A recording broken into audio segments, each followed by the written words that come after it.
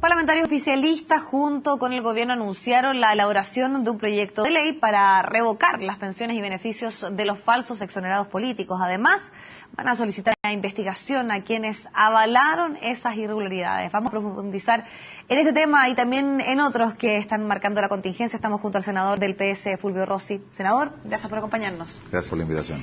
Senador, respecto a este caso, a los anuncios que ha habido durante la jornada de ayer por parte del gobierno, para usted, ¿se trata de errores o aquí hubo favores políticos que se hicieron a través de estos certificados? Yo creo que hay de todo. Yo creo que hay errores y horrores. O sea, a ver, hay que poner todo esto en el contexto. Se hicieron varias, después de que termina la dictadura, empiezan a aparecer leyes de reparación en materia de derechos humanos, que son fundamentales para que la democracia se consolide. Y apareció la ley justamente respecto a las víctimas de violación a los derechos humanos en relación a detenidos desaparecidos, ejecutados políticos, el tema de los retornados, los presos políticos posteriormente, el informe Vale, que es víctima de la tortura, y los exonerados, con varias leyes. Exonerado político una persona que perdió la pega por razones políticas. Y eso ocurrió en Chile y mucho. O sea, eso es lo primero que yo quiero decir, porque aquí da la impresión como que no hubo ningún despido por razones políticas. Ahora, eso es muy distinto a decir que no hubo irregularidades. Es muy posible que haya habido irregularidades de distinto tipo. Puede haber irregularidades que yo diría de buena fe. ¿Por qué? Porque había un reglamento en el cual uno de los antecedentes que podía entregar una persona que quería acreditar su condición frente al Ministerio del Interior de exonerado era un certificado de un parlamentario. Yo he entregado certificados de exonerado, pero sí trabajamos con muchos exonerados juntando los papeles. Entonces muchos papeles ya no existían. Entonces yo creo que mucha gente de buena fe, como ministro de fe, para la redundancia. ¿Cuántos certificados más o menos entregó usted, senador, para que haya también una comparación? Porque aquí también no, yo no entregué certificado, no. Participó en el proceso. Yo en el proceso porque a la oficina de todos los parlamentarios. Quiero recordar que aquí parlamentarios entregaron certificados. O sea, salió el mismo ministro Chadwick, el senador Alberto Espina, el diputado Razzuri, el diputado Vilche, o sea, a todas las oficinas parlamentarias llegaba gente diciendo, ¿sabe qué? No sé cómo acreditar mi condición. Ahí había frescos y había gente que efectivamente fue exonerada. Ahora, a mí me tocó un caso, somos una persona que llegó y me dijo que había sido exonerado y al final vimos que él lo había sido despedido en el año 1992, allá en democracia. O sea, yo te quiero ser muy franco, gente sin vergüenza en todos lados. Pero eso no puede significar que hoy día veamos que hay una verdadera cacería de brujas respecto de personas que sí sufrieron la exoneración política. Entonces, ¿qué corresponde hoy día? Hacer investigación. Me parece tremendamente bien que se investigue si hay fallas institucionales, porque puede haber fallas institucionales respecto de que quienes tenían que acreditar la condición de exonerado se hayan justamente equivocado y habrá que ver cuáles son las razones de esos errores. Y, por otro lado, también quienes pudieron haber entregado certificados sabiendo que actuaban justamente mala fe, faltando la verdad. O sea, usted no descarta que tal vez aquí de estos llamados favores políticos que tenían que ver muchas veces con acreditar la militancia de personas que estaban, por ejemplo, principalmente el Partido Comunista, el Partido Socialista, se haya dado como una estrategia, porque aquí los vínculos que se hacen es que sucedió en un año electoral y la poca prolijidad a la cual se le responsabiliza a ciertos parlamentarios de entregar un número importante. Si tú me preguntas si hubo poca prolijidad, claro que hubo poca prolijidad. ¿Por parte del parlamentario o del sistema en general de cómo se realizaba este proceso? Yo creo que el sistema en general evidentemente estaba construido de tal manera de que es posible que hubiese fallas. ¿Por qué? Porque ya que no bastaba o no tenía la capacidad total, la institucionalidad, Ministerio del Interior, IPS, de certificar la condición de exonerado, se permitía entregar otro antecedente. Uno de esos antecedentes era que alguien actuara de buena fe y dijera, a mí me consta que esta persona, ¿por qué? Porque yo soy de esta región, porque yo conocía a Perico Los Palotes, en fin. Entonces yo por eso creo que hay que separar los errores de buena fe de cuando hay mala fe y puede haber delito o fraude al fisco. Entonces, cuando hay fraude al fisco, evidentemente hay que sancionarlo de manera muy drástica. Entonces, pero lo que se preocupa es que aquí se diga, mira, en realidad parece que no hubo ningún exonerado político. Yo creo que la inmensa mayoría eran exonerados políticos. Fíjate que 250.000 más o menos pidieron la certificación, 150.000 fueron certificados y hoy día se está hablando de un grupo de 3.000 que habrían tenido algún problema. Que son podríamos decir, muerte que se hizo. Y habrá que desglosarlo, cuáles son los problemas. Entonces, porque efectivamente hay personas que yo seguro que pueden efectivamente haber sido exonerados y hoy día cuesta acreditar su condición. Ahora, si tú me dices, vuelvo a lo primero, si hubo poca prolijidad, claro que yo creo que hubo muy poca prolijidad, porque muchas veces yo siento, no fue mi caso, esto fue quizás un poco tiempo atrás, muchos parlamentarios quizás, inclusive esto fue transversal, dijeron, mira, en realidad yo hago fe de lo que me está diciendo esta persona porque dice que trabajó en tal año, en realidad y lo despidieron y conozco un pariente. Ahora, pero eso habrá que investigarlo. Y yo te digo, hay que sancionar de manera muy drástica a quien efectivamente haya dañado la fe pública y además afectado el patrimonio de todos los chilenos, los recursos. ¿Y es válido que se revoquen parte de estas pensiones, que es uno de los anuncios que se hizo ayer por parte del gobierno, que finalmente a través de un proyecto de ley, porque ahora no está estipulado de la forma en que la ley está dispuesta para poder acreditar a estas personas que son exoneradas, poder quitarles esta pensión es una buena medida? Eso te da cuenta de que efectivamente nadie pensó en estas cosas, ni nosotros, ni la derecha, ni nadie, porque en la ley... ¿Estaba mal hecha la ley? Es que nadie pensó en la ley que hubiese que tener una herramienta de revocación, porque nadie pensó en que podría ocurrir este tipo de situaciones fraudulentas o errores, y eso no lo tengo que determinar yo, lo determinar justamente la justicia.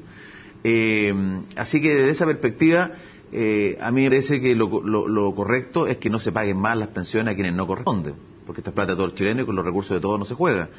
Y de ese punto de vista yo no sé si es necesario a lo mejor una nueva ley, o a lo mejor acreditando que los antecedentes eran falsos, que hubo adulteración de antecedentes para acreditar tal condición, entonces se revoque. Senador, ¿y en juicio qué debiese pasar con esos parlamentarios que entregaron certificado y que efectivamente se pudiese comprobar dentro de la investigación que eran falsos exonerados? Algunos, usted escuchó las palabras de la ministra Matei, me imagino, señaló que debiesen dar un paso al costado, que debiesen renunciar a sus cargos. Claro, eso de renunciar a los cargos, me llama la atención cada vez más la ministra Matei las declaraciones que hace, porque la ley no permite que un parlamentario renuncie muerto. Algunos hablan de desaforarlos. Sí. Bueno, mira, hay que hablar, hay que ser muy precisos en los términos, porque un parlamentario deja de ser parlamentario si tiene una enfermedad grave, si se ausenta al país más de un mes sin permiso constitucional, o sea, tendrían que estos parlamentarios decirle que se fueran del país y no pidieran permiso, o que se muera, o habría que matarlo entonces. Entonces esa no es la vía. Ahora, si aquí la Fiscalía, el Ministerio Público, advierte que hay elementos que pueden ser constitutivos de delito, es perfectamente posible desaforar a un parlamentario. Y de hecho hoy día hay solicitudes de desafuero de algunos parlamentarios por distintas razones, injuria y calumnia y otras cosas. Fraude, el fisco, también. Entonces a mí eso me parece que la justicia tiene que actuar. En esto yo dramatizo en absoluto. Porque efectivamente creo que puede haber mucha gente que actuó de buena fe y también puede haber gente que actuó de mala fe y finalmente comete un delito con recursos de todos los chilenos. Senador, también hay quienes desde el gobierno han señalado, y hace pocos instantes también lo hizo la vocera del gobierno, que quienes también tienen que responder es el expresidente Ricardo Lagos y Michelle Bachelet, actual candidata de la oposición. Han sido bastante enfáticos en ese punto, que ellos también tienen que asumir algún rol o alguna explicación respecto a estos casos. Mira, la verdad es que aquí, ahí es donde ya la política se empieza a ensuciar. Porque tú ves, yo soy socialista, creo que efectivamente aquí es muy probable que haya habido poca prolijidad y de algunos parlamentarios. He dicho que puede haber errores, puede haber delitos y tendrá que investigar. O sea, creo que he sido bastante justo y objetivo. Pero ya cuando entramos en la guerra sucia del gobierno, el oportunismo político, electoral, la cuestión pequeña, mezquina, entonces eso es lo que hace daño a la política, porque en el fondo, oportunamente hoy día aparece este tema. Entonces yo creo que, y lo ha dicho la presidenta Bachelet, también hay parte de una guerra sucia. Yo vengo llegando, estuve ayer en Concepción, la verdad que me contaba mucha gente cómo intervino el propio gobierno en tratar de afectar la visita de la presidenta, cosas que no habíamos visto nunca. Intervención electoral, mire que puede haber en todos los gobiernos, probablemente la haya. Muy difícil pedirle a un ministro que sea, ¿no es cierto?, escéptico e independiente, ¿no?, pero que traten de dañar la visita de un candidato o candidata, a mí me parece que eso ya es mala leche y no corresponde a las bases mínimas de una convivencia democrática. Senador, entonces para usted detrás de este tema también hay una estrategia por parte del oficialismo en dañar la candidatura de Michelle Bachelet. Sin duda. Mire, la desesperación es tal, o sea, Bachelet hoy día cuenta con el respaldo, el tremendo respaldo de la inmensa mayoría de los chilenos y las chilenas. Eso uno lo ve en cada visita que ella realiza, la confianza que tiene la gente en ella. El gobierno sabe que ellos van a perder. Y frente a eso, bueno, efectivamente recurren a las malas prácticas. Estas son las peores prácticas.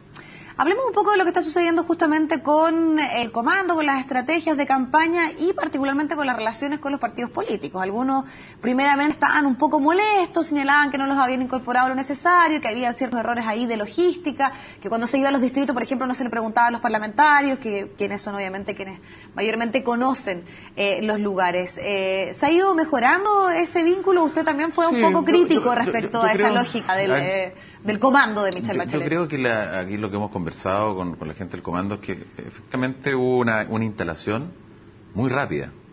¿Y compleja? Compleja, porque mucha gente, o sea, todo el mundo dice que la presidenta iba a venir o suponía que iba a venir, pero la verdad que no se podía armar todo. Y cuando toma la decisión, ya vamos, se tuvo que tomar en 4 días un montón de decisiones, armar un equipo de campaña, el despliegue territorial, la cosa comunicacional, la propaganda, lo programático. Entonces no fue fácil. Y efectivamente se cometieron errores.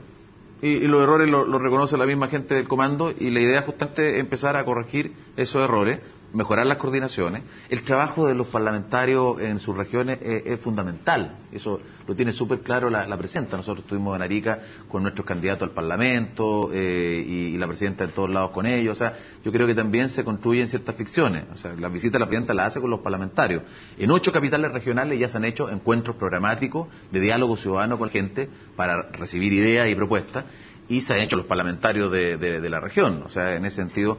Pero siempre creo que es posible mejorar las coordinaciones. Tanto así, mañana hay una reunión con la presidenta a las 3:30 de los parlamentarios. De ahí, ¿cuál esperaría usted que fuera el rol? Porque muchos dicen que a los partidos políticos le ha tocado hacer un poco más la pega sucia, finalmente responder a cuestionamientos, a lo que tiene que ver con las plantillas parlamentarias, y dejando un poco a la presidenta con una imagen un poco más impoluta respecto a estos temas. Exacto, como un poco más al margen.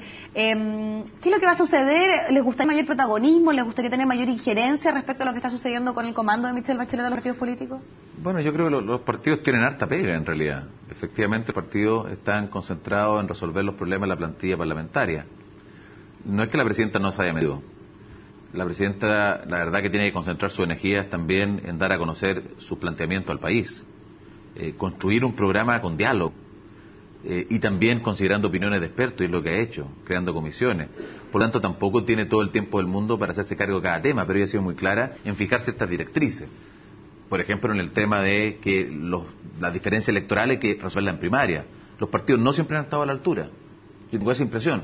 Yo creo que lamentablemente muchas veces algunos partidos, sobre todo, privilegian más su interés parlamentario. ¿Qué partidos? No, yo no quiero entrar pero te puedo decir que partido socialista menos. Vamos ¿Se me cayó esto? Sí, vamos a aprovechar de hacer una pregunta que justamente tiene relación con eso mientras acomodamos nuevamente el micrófono, senador. Cuando se habla de que finalmente ha habido mayores dificultades en este proceso de coordinación con los partidos políticos, algunos primeramente, cuando estaba todo también el proceso de primaria, hablaban que no había tenido el liderazgo suficiente, que finalmente no habían estado a la altura los partidos políticos. ¿Eso ha ido cambiando en el último tiempo? A ver, ¿hay una mayor coordinación, yo creo mayor diálogo? Cuando alguien hace una afirmación, que se hizo efectivamente, que a la presidenta le faltaba liderazgo, por ejemplo, para poder dar claridad a los partidos respecto a lo que ella deseaba en materia de, por ejemplo, primaria. Bueno, hubo crítica, pero cuando ocurre lo que ocurrió en mi partido, en donde efectivamente se tomaron decisiones muy drásticas, nadie sale a decir lo justo, o sea, que la voz de la presidenta se escucha. Porque al final del día se van a hacer primarias en los lugares que era más complejo hacerlas. O sea, todo el mundo sabe todo el conflicto que hubo en la región de los Ríos Lagos. Entonces, creo que es una expresión del liderazgo de Bachelet. Entonces, siendo justo, Bachelet, cuando ha intervenido, ha sido escuchada. Yo, la verdad, que en los partidos espero, yo ya no estoy en la mesa de mi partido, pero espero que se privilegie justamente la participación de la gente en este tipo de decisiones. Mira, te voy a poner un ejemplo muy concreto. Con la octava interior. Todo el mundo sabe que los radicales, que tienen su alcalde allá, parlamentarios, quieren el cupo. También se sabe que el PPD quiere competir y la democracia cristiana quiere competir. Bueno, ¿por qué no hacemos una primaria? Ese es mi punto de vista. Seguramente habrá otros puntos de vista. Pero te aseguro que ese punto de vista que estoy planteando es el punto de vista de la presidenta. Senador, ¿y qué es lo que sucede con, podríamos decirlo, la relación que hay respecto a que ha habido un cierto distanciamiento con los partidos políticos, pero principalmente porque obedecía obviamente a una cierta estrategia, pero finalmente en el día de hoy, el día de mañana, ¿qué temas podrían zanjar? Por ahí ya se podría ir avanzando en el tema de las parlamentarias. ¿Eso va a ser parte de la temática que se va a abordar mañana? O sea, la elección es probablemente un tema. Tú comprenderás que hay un montón de candidatos a diputados en cada distrito de Chile y en las circunscripciones pares donde se van a realizar elecciones. Así que yo creo que además tiene que haber de alguna manera una sintonía fina en el discurso. Porque la presidenta del discurso claramente construido respecto de 3 ejes fundamentales. Una reforma educacional para poner fin al lucro con educación gratuita. Ha dicho que eso hay que financiarlo por un gobierno serio, con una reforma tributaria, para establecer que los que más tienen paguen más. Y lo tercero, perdón, es la nueva constitución. Entonces, sobre esos ejes hay que ir construyendo también las propuestas locales, naturalmente, porque cada región tiene sus particularidades y tiene sus demandas. Y eso es lo que está haciendo el presidente, escuchándolo con los parlamentarios. Y uno de los temas que también he señalado de esta división, podríamos decirlo, es que finalmente la presidenta tal vez tenía una actitud de escuchar mucho las demandas ciudadanas en la calle, cuando hay algunas posturas de los partidos políticos también reticentes a ciertos temas, por ejemplo, que se habla de asamblea constituyente, los cambios que ha habido con respecto al tema de la educación gratuita. ¿Ahí usted cómo ve esta situación de cierta, podríamos decir, poca sintonía que hay respecto al rol o la labor que quieren tener los partidos políticos con estos temas? Pero los partidos políticos, fíjate... ¿Están en sintonía? ¿Están de acuerdo? Yo siento que se satanizan ciertas discusiones y ciertos debates que son tremendamente legítimos, y más, yo creo que es necesario. En el tema de el tema no es la Asamblea Constituyente, el tema es que requerimos una nueva Constitución. Y habrá que buscar mecanismos para hacer una nueva Constitución. Tenemos que terminar con las leyes de amarre a la dictadura, que impiden avanzar más rápido. Los quórums submayoritarios, por ejemplo, o el sistema electoral. Entonces hay que buscar una fórmula, y la presidenta lo que ha hecho, tiene varias fórmulas. Se plantearon 2 fórmulas, ¿no es cierto?, básicamente, y eso a conversar también con los partidos. O sea, ¿cómo está tomando la decisión la presidenta? Primero, escuchar a la gente en diálogos regionales, y eso se escucha, y eso se graba, todas esas cosas, y se incorporan.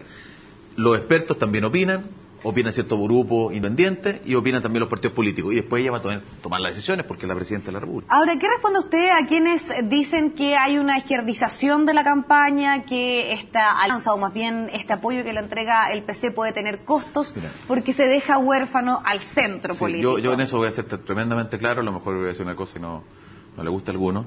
El peor error de nuestro amigo la democracia cristiana, pero que lo estoy diciendo que la democracia cristiana es fundamental porque es una coalición de centro-izquierda.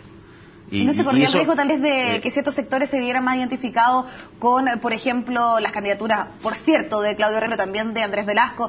Herrera está muy interesado en lo que pueda suceder ahí. Yo creo que la mayoría de la gente de centro vota a Bachelet. Porque si la gente de centro no votara a Bachelet, entonces la encuesta aparecería Orrego y Velasco compitiendo con Bachelet. Y resulta que entonces aquí hay que terminar con esa forma de ideas preconcebidas. Que aquí la gente de centro vota tal, no, la gente de centro vota por Bachelet hoy día. El peor error de la democracia cristiana fue no haberle dado apoyo a Bachelet el primer día. Porque hoy día están lamentándose de eso. Pero sí tomaron la decisión de llevar un candidato. Que su candidato sea débil, no es culpa de Bachelet, por Dios. O sea, yo creo que ese es el tema de fondo. Bachelet perfectamente se puede hacer cargo en su discurso y en su gobierno las demandas del centro político y del centro social, ya que está de moda el centro social. ¿Y usted cree que ahora están representados? ¿Esas demandas del centro político están representados en la candidatura de Michelle Bachelet? O sea, yo creo que el centro político y la democracia cristiana, y lo hemos discutido, están por la educación gratuita. Hoy día ha habido muchos cambios también, porque es bueno que la gente cambie, la política de la gente cambie y evolucione de acuerdo a cómo evoluciona la sociedad.